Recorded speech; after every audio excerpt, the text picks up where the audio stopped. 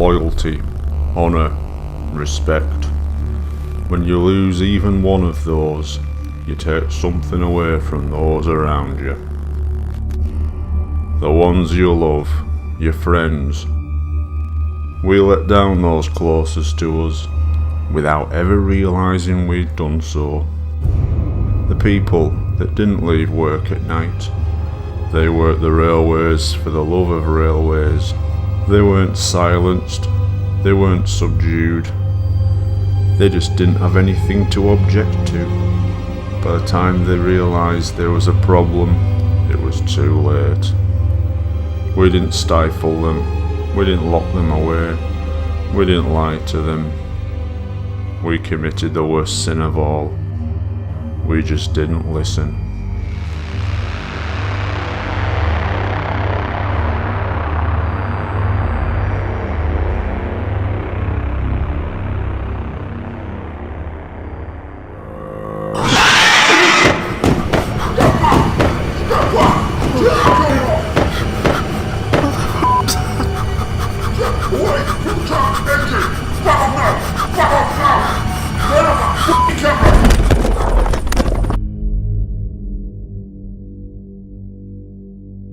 On the 6th of October 2015, the world was reintroduced to the horrors and suffering that began on a small island off the northwest coast of England.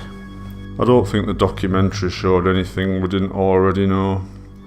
People had just become desensitised to what had happened to Thomas and his friends.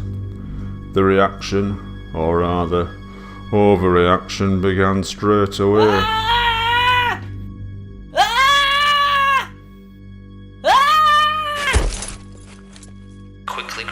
This young man in the USA had become so traumatised by Shed 17, he had memorised all the dialogue and would do nothing but watch the programme in a loop, mouthing the words. The town was buzzing with news of her pregnancy. He would later be taken away to a psychiatric unit.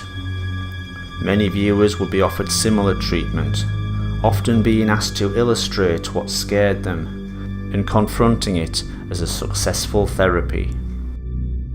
This young man began making his own model railway stories as a form of treatment.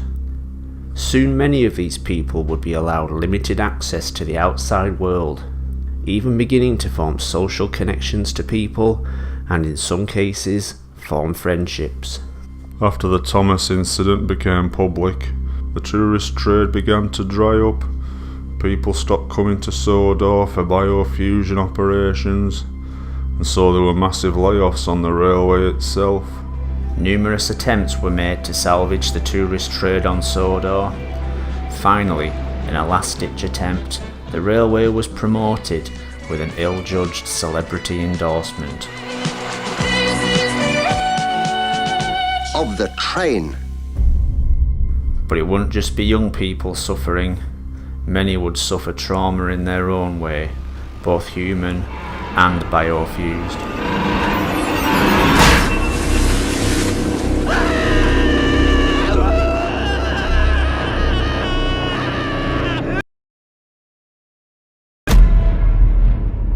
With the documentary came the public outcry and the media's need for a scapegoat.